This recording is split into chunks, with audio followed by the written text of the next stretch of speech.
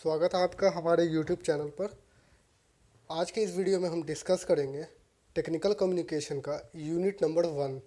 आज के इस वीडियो में हम पूरी यूनिट 1 को डिस्कस कर डालेंगे, इसकी जो जो इम्पोर्टेंट टॉपिक है एग्ज़ाम के पॉइंट ऑफ व्यू से, और ऐसे जनरल भी हमें जो जो चीज़ की ज़रूरत पड़ती है जो कॉमनली हमारे लाइफ में यूज़ होता है, उन सारे टॉपिक को आज की इस वीडियो में हम कवर करेंगे। तो चलिए वीडियो को शुरू करते हैं। दोस्तों, सबसे पहले हमें ये पता होना चाहिए टेक्निकल कम्युनिकेशन पढ़ने से पहले कि कम्युनिकेशन होता क्या है। कम्युनिकेशन का मतलब होता है कि आम बोल चाल, यानी हम जो दूसरे से बात करते हैं, अपने आइडियाज़ को, फीलिंग्स को शेयर करते हैं दूसरे के साथ, उसी को कहते हैं कम्युनिकेशन। ये कम्युनिकेशन वर्ड जो है वो डिराइव्ड हुआ था कम्युनिकेयर से, जिसका मतलब होता है शेयरिंग कम्युनिकेशन, यानी हम कम्युनिकेशन का शेयर करते हैं एक दूसरे के साथ अपने बातों को। कम्युनिकेशन का सीधा सा मतलब हुआ बातचीत, जो हम एक दूसरे से करते हैं, उसी को यहाँ पे लिखा हुआ है।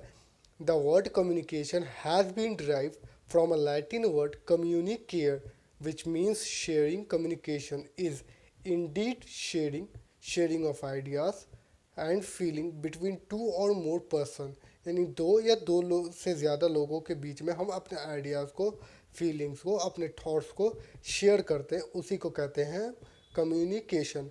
अब जान लेते हैं कि टेक्निकल कम्युनिकेशन क्या होता है। तो टेक्निकल कम्युनिकेशन जो होता है ये एक ऐसा प्रोसेस कह सकते हैं इसको, कि जिसके द्वारा हम क्या करते हैं साइंटिफिक, इंजीनियरिंग या अदर टेक्निकल इंफॉर्मेशन को या इंडिविजुअल के साथ, यानी एक के साथ, या फिर बहुत सारे प्रोफेशनल लोगों के साथ हम शेयर करते हैं। ठीक है, उसी को यहाँ पे लिखा हुआ है। Technical communication is a means और टू कन्वे साइंटिफिक, इंजीनियरिंग और अदर टेक्निकल इंफॉर्मेशन, यानी हम साइंटिफिक, इंजीनियरिंग या किसी भी टेक्निकल इंफॉर्मेशन को जो हम क्या करते हैं कम्युनिकेट करते हैं या शेयर करते हैं, बोलते हैं एक दूसरे के साथ, एक या एक दूसरे से, उसी को कहते हैं टेक्निकल कम्युनिकेशन। इसी चीज़ को यहाँ पे लिखा हुआ है। This individual use a set of method to research, document and present technical process of product. इसमें क्या होता है टेक्निकल कम्युनिकेशन में, इसमें कोई एक इंडिविजुअल जो होता है यूज़ करता है किसी एक मेथड को, किस लिए, रिसर्च करने के लिए, डॉक्यूमेंट्स के लिए, या प्रेजेंट करने के लिए टेक्निकल प्रोसेस को या प्रोडक्ट को। आगे इसी में लिखा हुआ है टेक्निकल कम्युनिकेटर में put the information they capture into paper, documents, web page, computer based training, digital store text, audio, video and other media. मतलब कहने का क्या है कि जो टेक्निकल कम्युनिकेशन होता है उसमें हम जो भी इंफॉर्मेशन को गैदर करते हैं, यानी इकट्ठा करते हैं, उसको हम क्या करते हैं एक पेपर में जमा कर लेते हैं, या फिर वेब पेज के द्वारा हम उस पर सारे चीज़ को स्टोर कर लेते हैं, या फिर कंप्यूटर बेस्ड ट्रेनिंग होता है, डिजिटली स्टोर टेक्स्ट हो गया, या फिर ऑडियो, वीडियो या किसी भी मीडिया के फॉर्म में हम उसको क्या करते हैं सारी इन्फॉर्मेशन को एक जगह पे सेव कर लेते हैं। इसी को कहते हैं टेक्निकल कम्युनिकेशन, जिसमें हम सारी टेक्नोलॉजीज़ को यूज़ करके इन्फॉर्मेशन को एक जगह पे गैदर कर लेते हैं, और उसमें हम क्या करते हैं रिसर्च करते हैं, ये एनालाइज करते हैं, इसी तरीके से रिसर्च पेपर बनाते हैं, बहुत सारी चीज़ें जिसको हम आगे इस वीडियो में डिस्कस करेंगे। इसी के बाद आता है कि फ़ीचर्स क्या है टेक्निकल कम्युनिकेशन के। फ़ीचर्स को अगर हम बात करें कि टेक्निकल कम्युनिकेशन का क्या क्या फ़ीचर्स है, ये बहुत ज़्यादा इंपॉर्टेंट टॉपिक है। अक्सर एग्ज़ाम में जो है हर साल ये पूछा जाता है कि what are the features of technical communication and what are technical communication. ये दोनों क्वेश्चन इस तरीके से मिक्स करके पूछा जाता है 10 नंबर में। तो अब इसको डिस्कस कर लेते हैं कि टेक्निकल कम्युनिकेशन के फीचर्स क्या है। तो कहता है written technical communication is a powerful medium in all walks of life. देखिए, टेक्निकल राइटिंग जो होता है, या फिर हम कह लें टेक्निकल कम्युनिकेशन कह लें या टेक्निकल राइटिंग कह लें, दोनों सेम चीज़ है। जिसमें टेक्निकल राइटिंग का कहने का मतलब है यानी रिटन कम्युनिकेशन, जो हम लिख के एक दूसरे से बात करते हैं, यानी हम जो भी इंफॉर्मेशन है उसको रिटन फॉर्म में लिखते हैं, उसको कहते हैं रिटन कम्युनिकेशन या रिटन टेक्निकल कम्युनिकेशन या टेक्निकल राइटिंग, कुछ भी हम कह सकते हैं इसको। तो ये एक पावरफुल मीडियम है हमारे लाइफ में। ठीक है, इसमें क्या होता है the scientist, engineer, researcher and doctor write report and prescription which are different from general writing. जो हम आम तरीके से कुछ भी लिखते हैं ना, उससे ये थोड़ा सा टेक्निकल राइटिंग या टेक्निकल कम्युनिकेशन डिफरेंट होता है। इसमें क्या होता है, जो साइंटिस्ट होते हैं, इंजीनियर्स होते हैं, रिसर्चर होते हैं, डॉक्टर होते हैं, वो एक पूरी डिटेल रिपोर्ट को बनाते हैं किसी भी एक स्पेसिफिक टॉपिक के ऊपर। पूरी डिटेल क्या करते हैं, उसको रिपोर्ट बनाते हैं और उसके बारे में एक एक चीज़ को लिखते हैं जो कि जनरल राइटिंग से अलग होता है। इसी के कुछ फीचर्स है जिसको हमें डिस्कस करना है। Use of familiar and easy word, यानी फैमिलियर होना चाहिए और आसान वर्ड्स उसे पता होना चाहिए। यानी जो टॉपिक पे वो रिसर्च कर रहा है, रिपोर्ट बना रहा है, उस टॉपिक के बारे में उसे पता होना चाहिए कि ये टॉपिक क्या है और इसमें कौन कौन से हम आसान सा वर्ड यूज़ करेंगे कि सामने वाला उसको आसानी से समझ ले।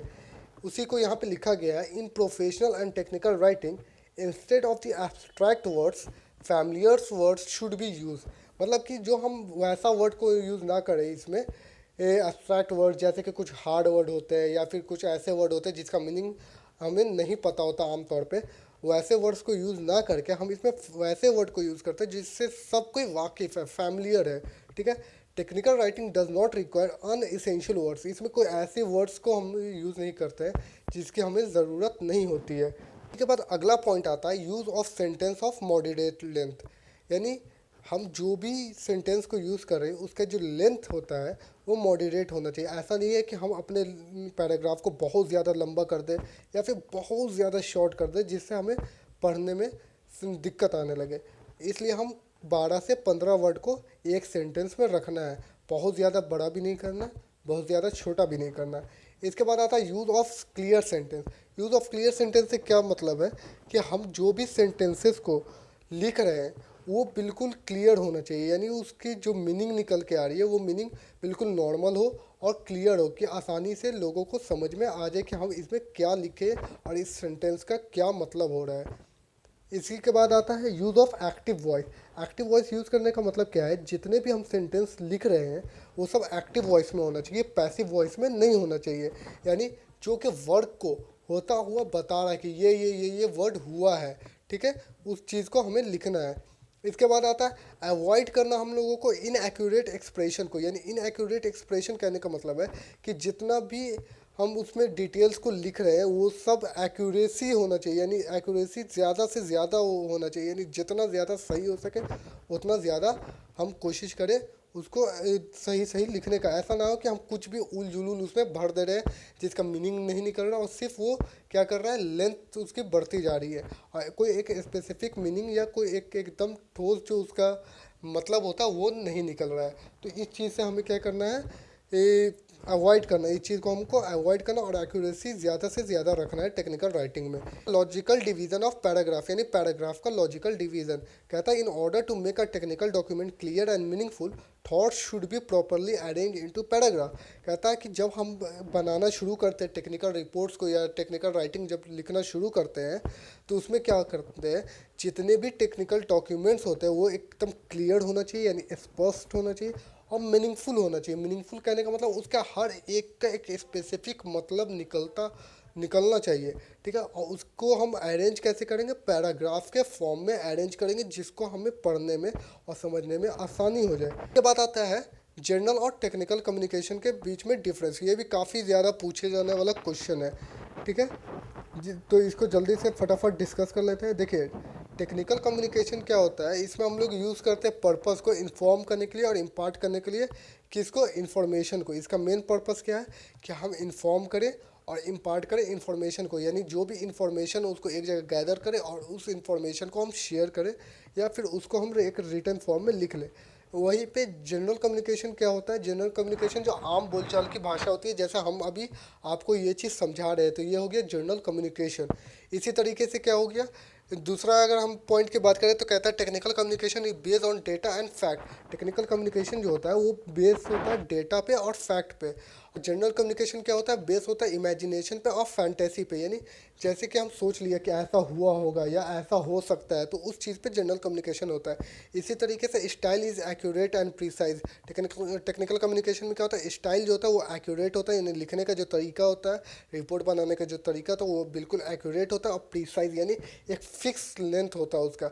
जबकि जनरल कम्युनिकेशन में क्या होता है, स्टाइल जो होता है पोएटिक होता है, डेकोरेटिव और बॉम्बास्टिक होता है। यानी कि हम उसको डिज़ाइन करके लिखते हैं, थोड़ा सजा के लिखते हैं, थोड़ा सा हम क्या करते हैं उसको कविता के अनुसार लिखते हैं, यानी उसको सजा सजा के लाइन बाय लाइन एक दूसरे से मैच कर करके लिखते हैं। और अगला पॉइंट की अगर बात करें तो टेक्निकल कम्युनिकेशन में क्या होता है, language should be simple. Technical में क्या होना चाहिए, लैंग्वेज एकदम सिंपल होना चाहिए। जबकि जनरल कम्युनिकेशन में क्या होता है, एक्स्ट्रा वेंजेस and pompous words are use, यानी कुछ खास वर्ड्स को या हार्ड वर्ड को यूज़ करते हैं हम लोग, इज़ फॉर स्पेसिफिक ऑडियंस और रीडर। टेक्निकल कम्युनिकेशन जो होता है किसी खास ऑडियंस और रीडर के लिए लिखा जाता है, जबकि जनरल कम्युनिकेशन जो होता है जनरल ऑडियंस और रीडर के लिए होता है। अगला पॉइंट क्या है, technical vocab is use. Technical communication में क्या होता है, टेक्निकल वर्ड्स को हम लोग यूज़ करते हैं, जबकि जनरल कम्युनिकेशन में हम जनरल वर्ड को यूज़ करते हैं। और आखिरी पॉइंट क्या है कि it follows a systematic pattern, start with introduction, in the mid discussion are made and at the end conclusion is drawn. Technical communication में क्या होता है, एक सिस्टमैटिक पैटर्न पूरा फॉलो करता है। सबसे पहले क्या आता है, इंट्रोडक्शन आता है, उसके बाद मिड में डिस्कशन होता है, उसके बाद एंड में क्या होता है, उस पूरे चीज़ का हम कंक्लूजन यानी निचोड़ लिख देते हैं कि इस जो पर्टिकुलर टॉपिक को हम पूरा डिस्कस किया, लिखा, इसके बारे में इसका क्या तात्पर्य है, उसका हम पूरा कंक्लूजन को एक बार करके लिख देते हैं लास्ट में। जबकि जनरल कम्युनिकेशन में क्या होता है, ये कोई भी सिस्टमैटिक पैटर्न को फॉलो नहीं करता है। ये स्टार्ट और एंड जो होता है रीसेट हम कर सकते हैं, और इसको हम फ्लैशबैक में भी दिखा सकते हैं। इसके बाद जो है दोस्तों अगला टॉपिक जो हमें पढ़ना है वो क्या है, जो सबसे इम्पोर्टेंट एग्ज़ाम के पॉइंट ऑफ व्यू से, वो है origin and scope of technical communication. कि टेक्निकल कम्युनिकेशन का ओरिजिन कब हुआ और उसका स्कोप क्या है। तो the effort of royal society in 1660 promoted the scientific researches. 1660 में क्या हुआ था, एक एफर्ट था रॉयल सोसाइटी का, उस साइंटिफिक रिसर्च को क्या किया, प्रमोट किया। Later outbreak of the industrial revolution in 18th century brought revolution in the field of technical communication. उसके बाद 18वीं सेंचुरी में यानी 18वीं दशक में क्या हुआ, एक रेवोल्यूशन, एक पूरी की पूरी चेंज आया टेक्निकल कम्युनिकेशन के फील्ड में। और इसी के साथ साथ क्या हुआ, आज की टेक्नोलॉजी में जैसे कि इंटरनेट है, ईमेल है, वॉइस मेल है, ये सारा चीज़ क्या किया है, लोगों के काम को तेज़ किया, आसान किया और बढ़िया करके चीप कॉस्ट पे मार्केट में लेके आ गया। के बाद हम लोगों को क्या पढ़ना है, कह रहा है कि write in brief the purpose of technical written communication. कि टेक्निकल रिटन कम्युनिकेशन जो होता है उसका पर्पस क्या है, ये भी एग्जाम के पॉइंट ऑफ व्यू से बहुत ही ज़्यादा इंपॉर्टेंट क्वेश्चन है। इसको आप लोग नोट कर लीजिएगा या वीवीआई लिख सकते हैं। Purpose of technical communication is to make technology more useful and meaningful. Technical communication का मेन पर्पस क्या है कि हम ज़्यादा से ज़्यादा टेक्नोलॉजी का क्या करें, यूज़ करें और उसके मीनिंग को क्या करें, ज़्यादा से ज़्यादा मीनिंगफुल बनाए, उसके मतलब को ज़्यादा से ज़्यादा मीनिंगफुल बनाए। It serve the primary communication link between technology and its usages. Technology और उसके यूजेस को क्या करता है, लिंक करता है। ठीक है, इसका सेंट्रल फैक्टर जो है इंजीनियरिंग नॉलेज सोसाइटी व technocrats and professional are facing new communication challenges. पर देख लीजिए इसका जो पर्पस है वो क्या है। सबसे पहला पर्पस है इसका कि इन्फॉर्म करना, टू इन्फॉर्म, यानी इन्फॉर्म करना है गवर्नमेंट में और सेमी गवर्नमेंट ऑफिस में, स्कूल्स में, हॉस्पिटल में। और इसी तरीके से people have to supply and also receive information. क्या करता है, लोगों को क्या चाहिए, इन्फॉर्मेशन चाहिए। ठीक है, उसको सप्लाई भी करना है, रिसीव भी करना है, सब कुछ करना है। तो ये क्या करता है, रिटन कम्युनिकेशन इंफॉर्मेशन को इन्फॉर्म करता है। क्या करता है, इन्फॉर्म करता है, लोगों को इंफॉर्मेशन प्रदान करता है। उसके बाद क्या है, टू इंस्ट्रक्ट। इंस्ट्रक्ट कहने का मतलब क्या है, the technical writer give instruction for using equipment and also for performing duties. ये क्या करता है, इंस्ट्रक्शन देता है कि कैसे हम किसी भी टेक्नोलॉजीज़ को यूज़ करना है और उसकी क्या कॉस्ट्स है और क्या प्रोज है, ये सारी चीज़ को क्या करता है, ये इंस्ट्रक्ट करता है। जैसे एग्जांपल के तौर पे कह रहा है, the consumer are instructor how to use a new product. Consumer जो है कंज्यूमर कहने का मतलब है कस्टमर। कस्टमर कोई नया प्रोडक्ट खरीदता है तो उसमें एक हम देखा होगा कि एक पेपर मिलता है, उस पेपर में लिखा हुआ होता है कि इस प्रोडक्ट को कैसे इसको यूज़ करना, कैसा असेंबल करना, वो सारे चीज़ उसमें मेंशन होता है। उसके बाद लास्ट पॉइंट क्या आता है, टू परस्यूड। टू परस्यूड का कहने का मतलब है technical writing aims at persuading the reader. A technical writer for instance may prepare a document to persuade reader to do certain things. कहने का मतलब है कि लास्ट क्या होता है, परसुएट का कहने का मतलब है कि टेक्निकल राइटिंग का मेन मकसद क्या है कि जो रीडर है, जो पढ़ने वाला है, उसको पता हो कि इसको कैसे प्रिपेयर किया गया है और इसको क्या इस सर्टेन थिंग जो है, कुछ भी जो प्रोडक्ट है उसको कैसे क्या करना है, कैसे यूज़ करना है, कैसे असेंबल करना है, कैसे उससे फ़ायदा उठाना है, उसका यूज़ क्या है, उसका प्रोस क्या है, उसका कॉन्स क्या है, सारे चीज़ को डिस्कस करना है।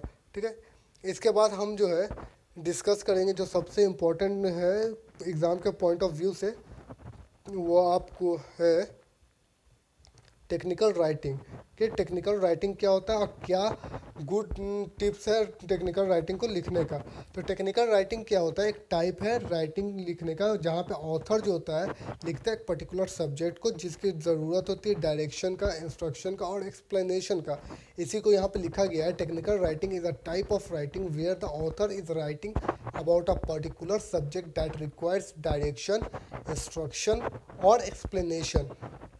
This style of writing has a very different purpose and different than other writing styles such as creative writing, academic writing और business writing. देखो टेक्निकल राइटिंग क्या कहता है कि हम एक ऑथर जो होता है वो एक पर्टिकुलर टॉपिक के बारे में लिखता है जो कि एक पूरी सिस्टमेटिक वे होता है और उसमें लिखती वो सारे चीज़ को इंक्लूड करता है कि उसकी क्यों ज़रूरत पड़ी, उसकी क्या डायरेक्शन है, इंस्ट्रक्शन और एक्सप्लेनेशन, सारी चीज़ को लिखता है। और टेक्निकल राइटिंग जो होता है जनरल राइटिंग से काफ़ी ज़्यादा अलग होता है। अब क्या कहता है कि tips for good technical writing, क्या टिप्स है यानी हम क्या क्या चीज़ को फॉलो करेंगे ताकि हम एक गुड टेक्निकल राइटिंग लिख सकें। तो सबसे पहले हमें क्या करना पड़ेगा, अपने ऑडियंस को हमें जानना होगा कि हमारी ऑडियंस क्या है, कि हम जिस टॉपिक पे रिपोर्ट लिख रहे हैं या कंटेंट बना रहे हैं तो वो कैसे ऑडियंस के लिए। अगर हमें पता ही नहीं चलेगा कि ऑडियंस क्या है तो हम लिख नहीं पाएंगे। अगर मान लीजिए हम कुछ ऐसा हार्ड लिख दिया, ठीक है, मिसाल के तौर पे सामने वाला लेबर क्लास का आदमी बैठा हुआ, हमें लेबर क्लास के आदमी को समझाना है कि इस बिल्डिंग में क्या क्या मटेरियल लगेगा, हम क्या कर रहे हैं उसको हम पूरी इंग्लिश में बता दे रहे हैं, ठीक है, या फिर हम उसको इतना हाई लेवल बता दे रहे हैं कि उसके समझ से बाहर हो जाए, तो ये क्या होगा, एक नेगेटिव इम्पैक्ट बनेगा। इसलिए हम सबसे पहले अपने ऑडियंस को समझना होगा। Expert in the field will understand certain abbreviation, acronyms and lingo that directly applies to such a field। यानी हमें पता होना चाहिए कि ऑडियंस क्या है, किस टेक्नोलॉजी पे हमें बोलना है, 5G के बारे में बताना है, हमें किसी बिल्डिंग के बारे में बताना है, फ्लड के बारे में बताना है, हमें किसी नई टेक्नोलॉजी के बारे में बताना है। तो उस जो भी टॉपिक है उसके बारे में हमें पता होना चाहिए कि सामने वाली ऑडियंस क्या है। उसके बाद क्या होगा, इससे अगर हमें पता होगा तो हमें आसान हो जाएगा उसे एक्सप्लेन करना, उससे समझाना। यूज़ एन इम्प्रेशनल स्टाइल, अगला पॉइंट जो है, यानी हम लोगों को इम्पर्सनल स्टाइल को यूज़ करना है। यानी हमें पूछना है सामने वाले से या थर्ड पर्सन से कि आपकी क्या ओपिनियन है, आपकी क्या राय है इस बारे में। तो आपको ज़्यादा समझ में आएगा कि हम जो लिखा है वो सही लिखा है या नहीं लिखा है, सामने वाले को समझ में आया या नहीं आया। उसके बाद कहता है the writing should be straight forward. Writing जो हम लिख रहे हैं किसी भी इस पर्टिकुलर टॉपिक पे, वो एकदम स्ट्रेट फॉरवर्ड होना चाहिए, यानी टू द पॉइंट होना चाहिए। जितना सिंपल हो सके उतना सिंपल होना चाहिए। और हमें ये अपने दिमाग में रख के लिखना है कि सामने जो हम लिख रहे हैं वो सामने वाले को आसानी से समझ में आ जाए और वो आसानी से उस प्रोसेस को, इंस्ट्रक्शन को क्या करें, समझ ले। इसके बाद आता है नो हाउ टू रिसर्च। अगर आप लिख रहे हैं टेक्निकल कम्युनिकेशन अच्छे तरीके से तो आपको पता होना चाहिए कि कैसे रिसर्च करना है। रिसर्च करने के लिए हमें किस किस चीज़ों की ज़रूरत है। तो सबसे पहले आप गैदर कर लीजिए इन्फॉर्मेशन को अदर सोर्सेज से। उसके बाद उसको एनालाइज करिए, उसको छाटिए, क्या पॉइंट आएगा, क्या नहीं आएगा, कौन चीज़ पहले आएगा, कौन चीज़ बाद में आएगा, ये सारे चीज़ को आप एक बार लिख लीजिए। लास्ट पॉइंट जो आता है वो क्या है, be thorough in description and provide enough detail to make your point. यानी इतना आप कम से कम डिटेल दीजिए अपने रिपोर्ट में ताकि सामने वाले को समझ में आ जाए इसमें क्या क्या चीज़ यूज़ हुआ है, इसका पर्पस क्या है, इसका ये फ्यूचर स्कोप क्या है और इसको बनाने के पीछे का मकसद क्या है। तो ये थी एक टेक्निकल कम्युनिकेशन को या टेक्निकल राइटिंग को कैसे अच्छे से अच्छे तरीके से हम लिख सकते हैं। ठीक है, तो tips for good technical writing हो गया। इसके बाद जो अगला टॉपिक हम लोगों को पढ़ना है जो कि बहुत ज़्यादा इंपॉर्टेंट है वो है पैराग्राफ। कि एक पैराग्राफ क्या होता है और मेन सेंटेंस और टॉपिक सेंटेंस क्या होता है, मेजर सपोर्टिंग सेंटेंस क्या होता है, माइनर सपोर्टिंग सेंटेंस क्या होता है। तो अभी के हम डिस्कस कर लेते हैं कि व्हाट इज़ पैराग्राफ। जैसे कि हम बचपन से पढ़ते आते हैं कि पैराग्राफ क्या होता है। पैराग्राफ जो होता है कि एक डिफाइंड सेक्शन होता है जिसमें हम क्या करते हैं, बहुत सारे सेंटेंसेस को क्या करते हैं, एक जगह पे सेंटेंसेस को जोड़ देते हैं। बहुत सारे सेंटेंस होते हैं जिसको हम एक साथ जोड़ देते हैं, सेंटेंस बन जाता है, वो मीनिंगफुल सेंटेंस बन जाता है। Paragraph is defined as a distinct section of the piece of writing which consist of several related sentence and deal with one controlling idea, और डील करता है एक कंट्रोलिंग आइडिया के through. This controlling idea is called the topic or the theme of the paragraph. इस controlling idea को, जो पूरे के पूरे अंदर की चीज़ को कंट्रोल कर रहा है, उसको क्या कहते हैं, कंट्रोलिंग आइडिया या हम कहते हैं कंट्रोलिंग आइडिया, ठीक है, जिसको हम कहते हैं टॉपिक या थीम ऑफ द पैराग्राफ। जो कंट्रोल करता है उसको क्या कहते हैं, टॉपिक या थीम ऑफ द पैराग्राफ भी कहते हैं। तो इसमें देखिए 3 टाइप का आता है, मेन सेंटेंस और टॉपिक सेंटेंस, जो एक्सप्रेस करता है मेन आइडिया और पैराग्राफ के मेन आइडिया को एक्सप्रेस करता है। दूसरा आता है major supporting sentence. Major supporting sentence क्या होता है, वो होता है जो एक्सपैंड करता है, एलाबोरेट करता है, इलस्ट्रेट करता है और स्ट्रेंथ करता है, यानी मजबूत करता है मेन आइडिया को सेकेंडरी पॉइंट के थ्रू और मेजर सपोर्टिंग डिटेल्स के थ्रू। इसके बाद आता है minor supporting sentence. Minor simplify and support the main idea with minor support the main idea with minor supporting detail is known as minor sentence. कहता है minor supporting sentence क्या होता है कि मेन आइडिया जो होता है उसको और भी ज़्यादा सिंप्लीफाई करता है और सपोर्ट करता है किसको, मेजर जो आइडिया होता है उसको सपोर्ट करता है या मेन आइडिया को ये सपोर्ट करता है, ठीक है, उसी को कहता है माइनर सपोर्टिंग सेंटेंस। इसके बाद आता है कि what is topic sentence. Topic sentence क्या होता है, द मेन आइडिया और the theme of a paragraph is usually express by one sentence called the topic sentence. कहता है ज़्यादातर एक पैराग्राफ जो होता है, उसका जो आइडिया होता है या थीम जो होता है पैराग्राफ का, उसको पूरा हम एक सेंटेंस से ही क्या करते हैं, एक्सप्रेस कर देते हैं, यानी एक सेंटेंस में पूरे पैराग्राफ का मतलब हम बयान कर देते हैं, उसी को कहते हैं टॉपिक सेंटेंस, ठीक है। आपको याद रखिएगा कि जो पूरी पैराग्राफ होती है, उस पैराग्राफ के हम किसी एक सेंटेंस में उस पूरी पैराग्राफ की मीनिंग को डिफाइन कर देते हैं, उसी वैसे सेंटेंस को क्या कहते हैं, टॉपिक सेंटेंस, ठीक है। Topic sentence is one sentence summary of a paragraph. Topic sentence क्या होता है, एक सेंटेंस का समरी होता है पूरे पैराग्राफ का, ठीक है। वो डिपेंड करता है logical arrangement of the paragraph पर, कि हम किस लॉजिकल अरेंजमेंट, कैसे हम पूरे पैराग्राफ को लॉजिकली अरेंज। देखिए अब हमें क्या पढ़ना है कि एक गुड पैराग्राफ को हम लिखने के लिए किन किन चीज़ की ज़रूरत पड़ती है, तो उसे जल्दी से डिस्कस कर लेते हैं। तो सबसे पहले क्या है, क्लियरिटी होनी चाहिए, एक्यूरेसी होनी चाहिए, ब्रीविटी होनी चाहिए, precision, simple and unbiased language and objectivity. देखिए अब डिस्कस कर लेते हैं लेवल ऑफ कम्युनिकेशन, यानी कम्युनिकेशन का कितने लेवल है। ये भी बहुत इंपॉर्टेंट क्वेश्चन है एग्जाम के पॉइंट ऑफ व्यू से। तो सबसे पहले लेवल जो है वो है extra personal communication. Extra personal communication क्या होता है, ये वैसा कम्युनिकेशन है जिसमें एक human being non human being से क्या करता है, कम्युनिकेट करता है। जैसे कि एक इंसान एक पेट से कम्युनिकेट करता है, उसको कहते हैं एक्स्ट्रा पर्सनल कम्युनिकेशन। दूसरा आता है intra personal communication. Intra personal communication कहने का मतलब है इसमें कोई भी ह्यूमन बींग जो होता है अपने इंडिविजुअल से बात करता है, यानी अकेले अपने में बात करता है। जैसे कि सोचता है, कोई भी आदमी सोचता है कि मुझे आज ठंडी लग रही है, आज बहुत गर्मी है, ये सब हम अपने में जो कहते हैं, अपने में जो थॉट जनरेट होता है उसको कहते हैं इंट्रा पर्सनल कम्युनिकेशन। इसके बाद आता है इंटरपर्सनल कम्युनिकेशन। इंटरपर्सनल कम्युनिकेशन वैसे कम्युनिकेशन रहता है जिसमें कि हम कम्युनिकेट करते हैं या इन्फॉर्मेशन को शेयर करते हैं दूसरे लोगों के साथ, उसको कहते हैं इंटरपर्सनल कम्युनिकेशन। इसमें एक सेंडर होता है और एक रिसीवर होता है, ठीक है। सेंडर जो मैसेज को सेंड कर रहा है और रिसीवर जो मैसेज को रिसीव कर रहा है। इसके बाद आता है ऑर्गेनाइजेशनल कम्युनिकेशन। ये इस कम्युनिकेशन में क्या करते हैं, जो भी हम बातचीत करते हैं या इन्फॉर्मेशन को शेयर करते हैं वो ऑर्गेनाइजेशन के लेवल पे होता है, यानी एक ग्रुप ऑफ पीपल के बीच में हम शेयर करते हैं इन्फॉर्मेशन को, उसको कहते हैं ऑर्गेनाइजेशनल कम्युनिकेशन। इसके बाद आता है मास कम्युनिकेशन। मास कम्युनिकेशन में क्या होता है, हमको एक मीडिएटर रखना पड़ता है जो कि ट्रांसमिट करता है इन्फॉर्मेशन को सेवरल मास मीडिया में, जैसे कि जर्नल्स हो गया, बुक्स हो गया, टेलीविज़न हो गया, न्यूज़पेपर हो गया। इसी तरीके से कुछ कम्युनिकेशन का मेथड या फिर एक वे हो गया, तरीका हो गया, जिसके द्वारा हम क्या करते हैं, थर्ड पर्सन के द्वारा हम अपने बातों को लोगों तक पहुंचाते हैं। ये हो गया मास कम्युनिकेशन। इसी तरीके से है, इसके बाद है फ्लो ऑफ कम्युनिकेशन। क्या होता है, इसमें 3 टाइप होता है, डाउनवर्ड कम्युनिकेशन, अपवर्ड कम्युनिकेशन और लैटरल और हॉरिजेंटल कम्युनिकेशन। और एक दो और भी है, डायगोनल कम्युनिकेशन और क्रॉसवाइज कम्युनिकेशन। ये सब आप देख लीजिएगा। उसके बाद आता है नॉइस। क्या होता है, नॉइस से any interference in the message sent and message receive lead to the production of noise. Noise कहने का मतलब है कि डिस्टर्बेंस, हम कोई चीज़ को भेज रहे हैं या रिसीव कर रहे हो, उसके बीच में कुछ भी डिस्टर्बेंस आ गया तो उसको हम कहते हैं नॉइस, ठीक है। इसके बाद आता है बैरियर ऑफ कम्युनिकेशन। कम्युनिकेशन के बैरियर क्या है, यानी बैरियर कहने का मतलब है जो अड़चन आता है ना, जो बीच में रुकावट आ जाता है, रुकावट कह सकते हैं हम बैरियर ऑफ कम्युनिकेशन को, ठीक है। यानी हम कम्युनिकेट जो कर रहे हैं, इंफॉर्मेशन का शेयरिंग कर रहे हैं, उसको शेयर करने में क्या क्या रुकावटें हमें आ रहे हैं, उसको कहते हैं बैरियर टू कम्युनिकेशन या बैरियर ऑफ कम्युनिकेशन, ठीक है। ये होता है हर्डल, हिंड्रेंस और ऑब्स्टिकल। इसका मतलब होता है हर्डल, हिंड्रेंस या ऑब्स्टिकल, जिसको हम सिंपल लैंग्वेज में एक्सप्लेन किया क्या, रुकावट, ठीक है। तो ये तीन तरीके से होता है, इंट्रापर्सनल बैरियर, इंटरपर्सनल बैरियर और ऑर्गेनाइजेशनल बैरियर, ठीक है। इंट्रापर्सनल बैरियर क्या होता है, यानी एक इंडिविजुअल के थ्रू जो भी रुकावटें आ रही है कम्युनिकेशन को शेयर करने में, उसको कहते हैं इंट्रापर्सनल कम्युनिकेशन। जैसे कि certain cause are responsible for individual inbuilt barrier. They are wrong assumption, varied perception, different background, wrong interference, previous categorical thinking.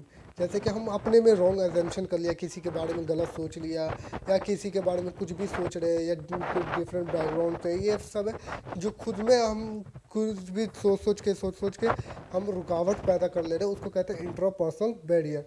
इसके बाद आता है wrong assumption, valid perception, different background, wrong interference, imperious categories और कैटेगरल thinking. क्या क्या होता है इसको आप एक बार देख लीजिएगा, ये बहुत ही आसान है। इसके बाद आता है इंटरपर्सनल बैरियर। इंटरपर्सनल बैरियर कहने का मतलब है जो हम इंडिविजुअल एक दूसरे से बात कर रहे हैं, ठीक है, दो लोग आपस में बात कर रहे हैं और उनके बीच कुछ तीसरा आके कुछ टोक दिया, तो उसको कहते हैं इंटरपर्सनल कम्युनिकेशन, ठीक है। दो लोग बात कर रहे हैं आपस में, कम्युनिकेशन का शेयर कर रहे हैं और उसमें कोई तीसरा आके रुकावट बन गया, तो उसको कहते हैं इंटरपर्सनल कम्युनिकेशन। उसी को यहाँ पे लिखा गया, interpersonal barriers stem from an individual attitudes or habit, whereas interpersonal barrier occur due to inappropriate transaction of word between two or more people, ठीक है, ठीक है। वही कह रहा है इंट्रापर्सनल बैरियर जो हो गया जो इंडिविजुअल में आता है, ठीक है, उसके एटीट्यूड या हैबिट्स की वजह से, जबकि इंटरपर्सनल बैरियर आता है किसी भी दो पर्सन या दो से ज़्यादा लोगों के बीच में जब बात हो रहा और तीसरा कुछ रुकावट डाल दिया, उससे जो रुकावट बना, तीसरा पर्सन जो रुकावट बना, उसको कहते हैं इंटरपर्सनल बैरियर। जैसे कि हो गया रीज़न जो कहेंगे इंटरपर्सनल बैरियर का, वो क्या क्या रीज़न हो गया, incongruity of verbal and non verbal message, emotional of outburst, a cultural variance, noise in the channel, poor listening skill, ये सब रीज़न है इंटरपर्सनल बैरियर का। इसके बाद आता है, देखिए इसके बाद लास्ट आता है ऑर्गेनाइजेशनल बैरियर। ऑर्गेनाइजेशनल बैरियर कहने का मतलब है वैसा बैरियर, वैसा रुकावट कम्युनिकेशन में जो कि ऑर्गेनाइजेशन के लेवल पे हो, यानी बहुत सारे लोग एक ऑर्गेनाइजेशन, एक कंपनी में काम कर रहे हैं और वहाँ पे कुछ कम्युनिकेशन का शेयर चल रहा है, ठीक है, कम्युनिकेशन का शेयरिंग चल रहा है, उसमें कुछ इंटरप्शन आ गया, ठीक है, रुकावट आ गया, तो उस वैसे रुकावट को कहते हैं ऑर्गेनाइजेशनल बैरियर। तो ये सारे कुछ इंपॉर्टेंट टर्म थे एग्ज़ाम के पॉइंट ऑफ व्यू से।